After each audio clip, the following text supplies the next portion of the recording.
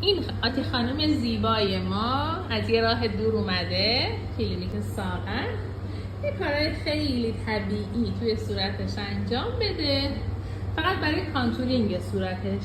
زیبا هستن، میخوان زیباتر بشن. استرس که نداری اصلا.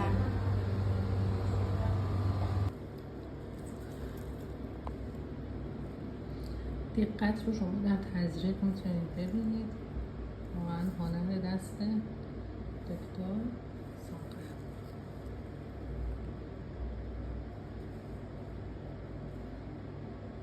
تزریق فیلر به صورت خالی کردنش کار خاصی نداره، اما مهارت تزریق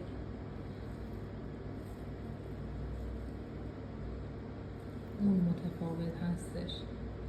خیلی فیلر زیر چشم تزریق میکنن، بعد از 2-3 هفته ورم میکنه، حجم زیادی میگیره، سیاه میشه. اون تخصصی که لازم هست در تزریق فیلر زیر چشم رو هر کسی نداره. اینم نتیجه کار، یه گونه خیلی طبیعی، یه سری کارهای خیلی جزئی انجام شد به جهت شادابی پوستشون.